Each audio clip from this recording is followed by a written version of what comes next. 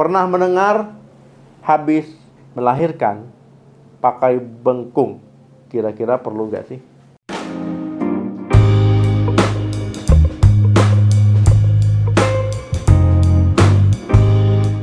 Halo, assalamualaikum warahmatullahi wabarakatuh. Sebenarnya teman-teman, habis melahirkan itu tidak wajib, tidak diwajibkan, tidak harus memakai ataupun menggunakan bengkung. Walaupun banyak yang menggunakan untuk tujuan mengecilkan perut setelah melahirkan. Nah, itu boleh-boleh saja. Bagi yang belum tahu bengkung itu apa? Bengkung itu kain, ya kain biasanya panjang kurang lebih 10 sampai 16 meter digunakan untuk membungkus perut. Jadi kain ini fungsinya mirip-mirip korset, ya korset ibu hamil atau korset pasca melahirkan atau stagen, ya mirip-mirip seperti itu. Hanya saja pemakaiannya lebih mirip dengan gurita.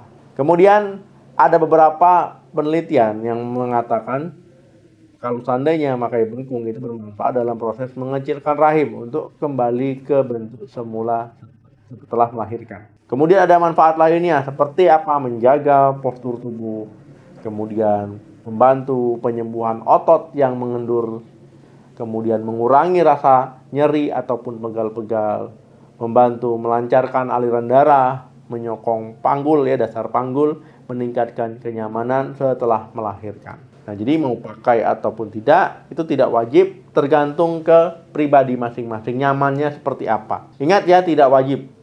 Jadi jangan dipaksakan kalau memang tidak nyaman. Kalau nggak pakai gimana? Nanti sembuhnya nggak maksimal, sembuhnya lama. Nggak. Mau pakai mau tidak, tubuh kita tetap akan menyembuhkan diri ataupun menyesuaikan diri setelah melahirkan. Ya, jadi tetap optimal. Dengan melakukan apa? Pantangan setelah melahirkan. Ya, jadi ada pantangan-pantangan setelah melahirkan. Cara pakai bengkung yang benar gimana? Penggunaan bengkung itu lebih sulit dibandingkan menggunakan korset, menggunakan stagen, ya karena lebih efisien ataupun lebih mudah. Kalau bengkung ini agak sulit. Jadi memang harus mengikat tali satu persatu, ya. Jadi harus memang ya sudah pernah lah intinya seperti itu. Sebelum mengikatnya pastikan kain penyangga itu telah menutup pantat sampai perut, ya bagian atas. Jangan sampai nanti ketarik-tarik, ya. Ketarik-tarik nanti malah bikin bekas ataupun nyeri. Kemudian ikat tali bengkung tadi, ya, ke sisi satu ke sisi lainnya. Jadi harus diikatkan. Kemudian pastikan mengikatnya itu enggak terlalu kencang, ya. Kalau terlalu kencang nanti bikin sakit.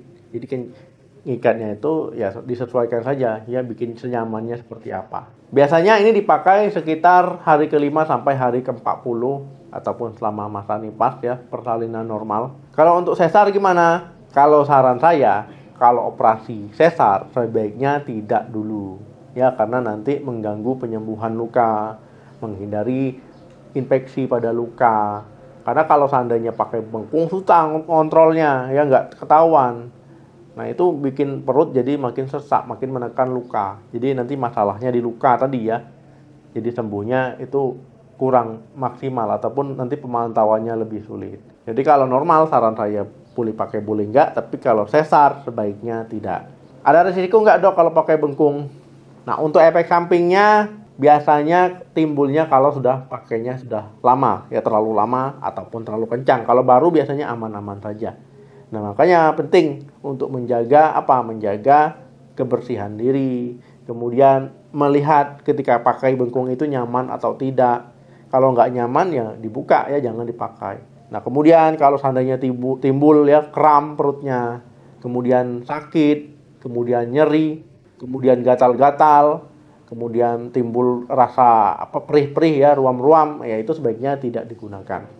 Jadi teman-teman, kalau seandainya timbul efek samping tadi, ya langsung nggak pakai lagi ataupun segera dihentikan pemakaiannya. Langsung konsultasi ke dokter, ya untuk mendapatkan perawatan. Bengkung ataupun alat penyangga perut, mau stagen, mau korset, ya itu bisa membantu menjaga postur tubuh kita, mengecilkan lingkar perut kita setelah melahirkan. Tetapi cara terbaik untuk menjaga ataupun mencapai lingkar perut yang optimal adalah menjaga pola makan, tetap bergizi, bernutrisi, olahraga teratur, yang melakukan perawatan setelah melahirkan. Tapi jangan buru-buru olahraga, ya setelah melahirkan 2 hari mau olahraga, jangan. Ya selesai masa nifas, ya boleh olahraga. Sebelum masa nifas, olahraga ringan-ringan saja, jangan terlalu olahraga berat. Terjadi perubahan bentuk tubuh dari sebelum hamil perut besar ya, badan ikut membesar kadang-kadang, bukan kadang-kadang sih, kebanyakan ya. Kemudian setelah melahirkan. Nah, tentu ini ada tubuh yang ikut berevolusi ya, ataupun tubuh yang ikut berkembang. Nah, terjadi perubahan itu hal yang normal. Jadi tetap butuh waktu untuk penyembuhan selama masa nifas. Ya, butuh gizi, butuh nutrisi supaya penyembuhannya normal. Jadi jangan buru-buru melakukan hal-hal yang aneh-aneh. Intinya tubuh kita ini bisa kembali seperti semula, cuman memang perlu waktu. Tiap orang beda-beda, ada yang 2 bulan, ada yang 3 bulan misalkan. Ya, nggak ada yang tiba-tiba hari ini melahirkan, besok balik lagi seperti gadis, kan nggak mungkin. Oke teman-teman, terima kasih yang sudah nonton video ini sampai habis. Jangan lupa di like, di share, di subscribe channel ini. Mau bahas apa lagi di video selanjutnya? Komen saja di video ini. Salam sehat, sampai jumpa.